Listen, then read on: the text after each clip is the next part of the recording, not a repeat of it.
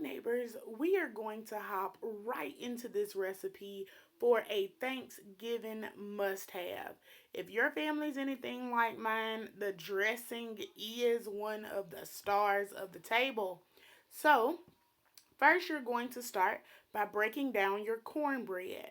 The best cornbread is going to be cornbread that you've cooked the previous day. That allows it to dry out just a little bit. Um, and I have a recipe down below that I'll put in the description bar for my cornbread. And I'll also link my previous dressing video from last year. So after that cornbread has been broken down, I'm going to go ahead to a pan and I'm going to saute down my vegetables.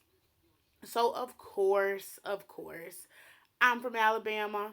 We're going to use the Trinity. So I have onion, bell pepper, and celery here that I'm going to saute down. So I used about a whole medium onion, a bell pepper and a half, and then I used about 3 stalks of celery here.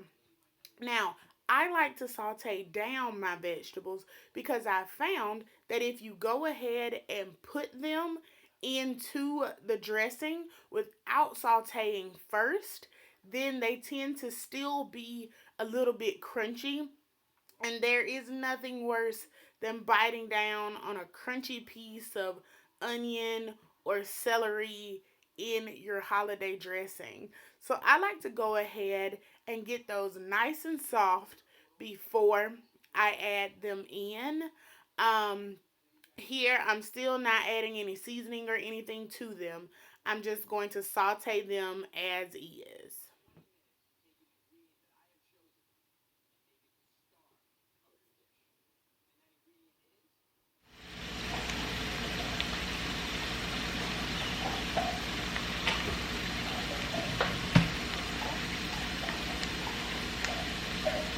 Now, after those vegetables are all nice and softened, it's time to start putting together our dressing.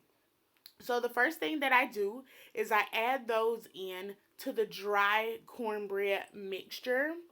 After I get the dressing add the vegetables added in, I go ahead and I add in my chicken. Now, I boiled this chicken. Sometimes I'll bake this chicken, but I love to add chicken to my dressing. You can add turkey if you would like to, but typically I add chicken and I like to use chicken thighs. Now, after I add in my chicken, I'm going to go ahead and put in my soups. So, for my dressing, I use cream of chicken, typically 1 can, and then I also use cream of celery to just kind of help amp up that celery flavor that's in the dressing. If you don't like canned soups, then don't use them. But I found that they help elevate the flavor, and then they also help with the moisture of my dressing. Um, and you're going to see that my dressing is going to be just a little bit wet at the beginning of this process. So here I'm adding pepper. Then I'm going to go ahead and add my sage, followed by a little bit of poultry seasoning. Now, what you won't see me add is salt. And the reason why I don't add salt is because I added salt to the chicken when I cooked it. And then those canned soups can tend to be fairly salty. So for me and my family, there's no need for me to add salt. This chicken broth is the chicken broth off of the chicken. So the chicken that I cooked to go in the dressing, I reserved that broth and I'm going to add that into my dressing. Now, if you didn't have any pre-cooked chicken or you don't have any broth that you made from your chicken, then you can use a canned chicken stock or a canned chicken broth. There are no issues with that. I've done it that way before. But my chicken broth does have salt content in it. because I put it there cooking my chicken. So that's also another reason why you won't see me add salt to my dressing.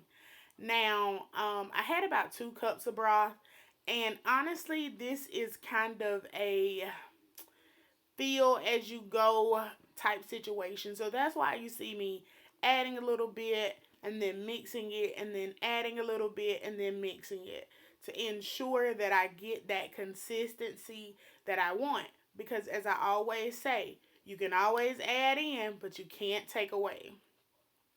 Now, I like to use boiled eggs in my dressing. Some people prefer to use raw egg in their dressing. I don't like that. I don't see the need for it. You'll see at the end of this video that my dressing stays together nicely without raw egg. So if you don't want to add boiled egg, you don't have to. If you want to add raw egg, be my guest. This is just how I do it. This is how I was taught. So that's what I do. So now we're going to get that final mix of everything here. And you see me I keep mixing it to just check that consistency and making sure that I have the consistency that I need. Now, the perfect consistency is going to be something that's a little bit wet. And that's because it allows your dressing to dry out in the oven without being dry. Also, at this point, this is the perfect opportunity. You saw me taste it. Everything that's in my dressing is cooked. That's why I can kind of taste my dressing at this point. And I added in a little bit more sage, a little bit more pepper, just to tweak that and make sure I had the taste that I was looking for. Now, I'm going to add my dressing to a pan, and I bake my dressing at about 375 degrees for about 45 minutes. I bake it uncovered. That's why having that kind of extra wet texture is good. And so once it's baked, you'll know it's done because it's going to turn golden brown on the top. If you look around those nice crunchy edges, here is a consistency shot. So you can see what it looks like without the addition of raw egg. I think it is the perfect consistency to go with your Thanksgiving turkey. As always, thank you so much for watching. Don't forget to like, share, comment, and subscribe. Also, I'll have links below for videos that will help you with this one. Until next time, bye neighbors.